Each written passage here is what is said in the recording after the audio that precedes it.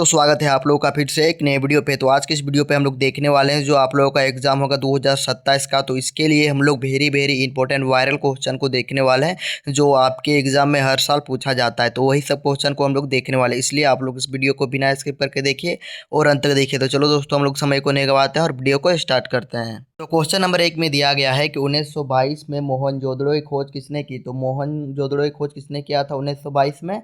तो उसका नाम था मेरे प्यार दोस्तों राखल दास बनर्जी था। क्या था? तो राखल दास बनर्जी। और हड़प्पा का खोज किसने किया था उस समय? आप लोग को याद करना है, वो हो जाएगा दयाराम साहनी। अब बढ़ते हैं हम लोग क्वेश्चन नंबर 2 की ओर। तो क्वेश्चन नंबर 2 में आप लोग का पूछा गया है कि इंडिका की रचना किसने की। तो इंडिका की जो रचना किया था उसका क्या नाम था? तो उसका नाम था मेगास्थनीज था। क्या था मेरे प्यार दोस्तों? तो मेगास्थनीज। तो 2 का ऑप्शन नंबर बी आप लोगों का राइट उत्तर हो जाएगा।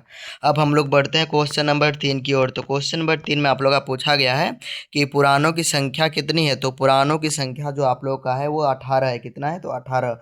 और कुरानों का भी संख्या पूछा जाएगा तो वो भी 18 हो जाएगा। ठीक है, आप लोग ध्यान से याद कर लीजिएगा।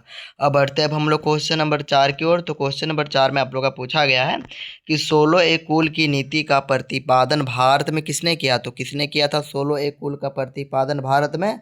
तो उसका क्या नाम था? तो उसका जो नाम था मेरे प्यार दोस्तों, तो ऑप्शन नंबर आप लोगों का बी नंबर इसका राइट उत्तर हो जाएगा, अकबर हो जाएगा। अब हम लोग बढ़ते हैं मेरे प्यार दोस्तों क्वेश्चन नंबर 5 की ओर। तो क्वेश्चन नंबर 5 में आप लोग का पूछा गया है कि इब्न बतूता ने अपनी यात्रा का विवरण किस भाषा में लिखा था। तो इब्न बतूता ने अपना यात्रा का विवरण लिखा था वो आप लोगों का अरबी भाषा में लिखी थी। ठीक है, कौन सा भाषा में? तो अरबी भाषा में। अब हम लोग बढ़ते हैं क्वेश्चन नंबर 6 की ओर। तो क्वेश्चन नंबर 6 में आप लोग का पूछा गया है कि दामिन ए को क्या था। तो दामिन ए को क्या था उसके बारे में आप लोग को बताना होगा। तो दामिन ए को एक प्रकार का क्या था? तो भूभाग था। क्या था? तो भूभाग था। ठीक है मेरे प्यार दोस्तों, क्या था? तो भूभाग। आप लोग याद कर लीजिएगा। अब बढ़ते हैं अब हम लोग क्वेश्चन नंबर 7 की ओर। तो क्वेश्चन नंबर 7 में आपको पूछा गया है कि रामानंद के शिष्य कौन थे। तो रामानंद के जो कौन शिष्य थे? तो रैदास भी थे मेरे प्यार दोस्तों, कबीर भी थे और धन्ना एवं पीपा भी थे। मतलब इसका जो राइट उत्तर होगा 7 का ऑप्शन नंबर डी नंबर हो जाएगा, इनमें से सभी। अब हम लोग बढ़ते हैं क्वेश्चन नंबर 8 की ओर। तो क्वेश्चन नंबर 8 में आप लोग का पूछा गया है कि 1939 में फॉरवर्ड ब्लॉक की स्थापना किसने की। तो 1939 में फॉरवर्ड ब्लॉक की स्थापना किया था, उसका क्या नाम था? तो उसका जो नाम था मेरे प्यार दोस्तों वो 8 का आप लोगों का क्या हो जाएगा? तो option number C Subhash Chandra Bose ji हो जाएगा। अब बढ़ते हैं हम लोग क्वेश्चन नंबर 9 की। जालियांवाला बाग हत्याकांड कब हुआ था। तो जालियांवाला बाग हत्याकांड कब हुआ था? तो आप लोग का 1919 में हुआ था। पूरा डेट पूछा जाएगा तो 13 अप्रैल 1919 में याद करना है। ठीक है, अब क्वेश्चन बढ़ते हैं अब हम लोग क्वेश्चन नंबर 10 की संथाल विद्रोह का नेता था। तो संथाल विद्रोह का नेता कौन था? तो संथाल विद्रोह का आप लोग का नेता जो था वो आप लोग का था सिद्धू और कान्हू। जो सिद्धू और कान्हू जो थे वो संथाल विद्रोह के नेता थे, ध्यान से याद कर लीजिएगा। अब हम लोग बढ़ते हैं क्वेश्चन नंबर 11 की ओर। तो क्वेश्चन नंबर 11 में आप लोग का पूछा गया है कि बुद्ध के बचपन का क्या नाम था। यानी कि जो गौतम बुद्ध जो थे उसका बचपन का क्या नाम था? तो उसका बचपन का नाम था सिद्धार्थ था। ठीक है, क्या नाम था? तो सिद्धार्थ। और आप लोग का पूछा जा सकता है कि महावीर स्वामी का बचपन का क्या नाम था। तो उस समय आप लोग को याद करें वर्धमान। ठीक है, अब बढ़ते हैं अब हम लोग क्वेश्चन नंबर बढ़ते हैं हम 12 नंबर की ओर। तो 12 नंबर में आप लोग को पूछा गया है कि बंगाल का विभाजन कब हुआ, यानी कि बंगाल का बंटवारा कब हुआ। तो 12 का राइट उत्तर आप लोग का होगा वो ऑप्शन नंबर बी हो जाएगा, 1905 हो जाएगा। आप लोग क्या हो जाएगा?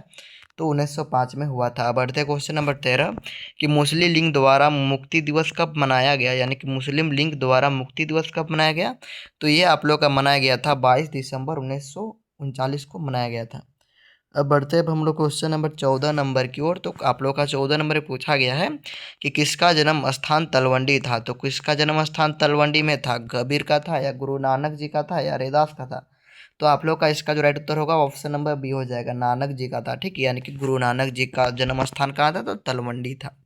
अब बढ़ते हैं अब हम लोग क्वेश्चन नंबर 15 की ओर। तो 15 नंबर में पूछा गया है कि विजयनगर की यात्रा निम्न में से किसने की थी।